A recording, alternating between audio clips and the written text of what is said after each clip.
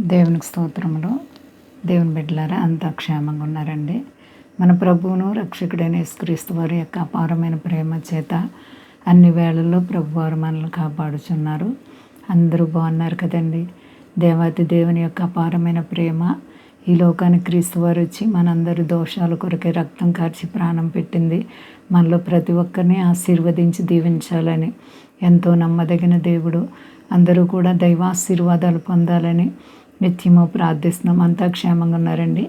ఈరోజు దేవుని వాగ్దానం లూకా శుభవార్త 8వ అధ్యాయము 54వ వచనం. అయితే ఆయన ఆమె చెయ్యి పట్టుకొని చిన్నదాన లెమ్మని చెప్పగా ఆమె ప్రాణము తిరిగి వచ్చెను గనుక వెంటనే ఆమె లేచెను. దేవునికి మహిమ కలుగును గాక. ఎంత గొప్ప వాగ్దానమో చూడండి. ఒక అమ్మాయి చనిపోయినటువంటి అమ్మాయిని చిన్నదానా లెమ్మనగానే ఆమె లేచి కూర్చుందంటే ఎంత అద్భుతం. నీ జీవితంలో కూడా ప్రభువారు వింత కార్యాలు చేయడానికి ఇష్టపడుతున్నారు. నీవే కష్టంలో ఉన్న చిన్నదానా లెమ్ము, నీ శ్రమ నుంచి విడుదల పొందావని చెప్పగానే నీవు లేచి కూర్చుంటావు. నీ శ్రమలన్నీ తొలగిపోతాయి. దేవునికి అసాధ్యమైంది ఏమీ లేదండి. ఎంత గొప్ప దేవుడు చూడండి. చెయ్యి పట్టుకోగానే ఆమె లేచి కూర్చుంది. అద్భుతం. ఆమె ప్రాణము తిరిగి వచ్చిందంటండి. ప్రాణం తిరిగి తేవడానికి ఎవరికి సాధ్యం? ప్రభు అయిన క్రీస్తు వారికి మాత్రమే అది సాధ్యం. కాబట్టి మనలో ప్రతి ఒక్కరము కూడా దేవుని ఎదుట యథార్థమైన హృదయము, భయము, భక్తి కలిగి నడిస్తే తప్పనిసరిగా దేవుడు మన జీవితాల్లో కూడా వింత కార్యాలు చేస్తారు. ఆయనకు అసాధ్యమేమీ లేదండి. నమ్మకమైన దేవుడు, సర్వశక్తి కలిగిన దేవుడు.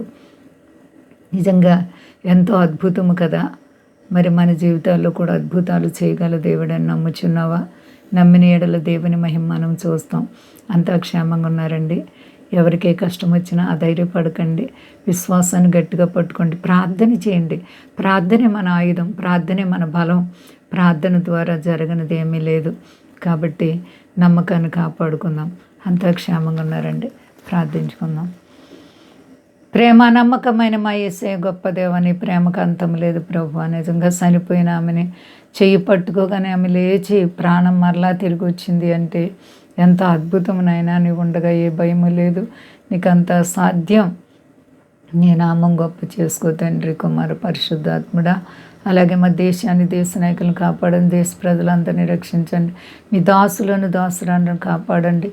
ఏ సమస్యల్లో, ఇరుకు ఇబ్బందుల్లో, బాధల్లో, శోధనల్లో, ఆర్థిక పరిస్థితుల్లో ఏ బిడ్డలు నలిగిపోతున్నారు వారందరికీ యేసునామములో విడుదల కలుగును గాక. క్షేమాన్ని ఇవ్వండి ప్రభువా. సర్వ ప్రపంచాన్ని చల్లగా కాపాడండి. విద్యార్థులను కాపాడండి అయ్యా. ఎవరికే కష్టాలున్నా విడిపించి మీ నామం గొప్ప చేసుకుని ఘనత పొంది శక్తి కలిసేనామని అడుగుతున్నాను తండ్రి. ఆమేన్.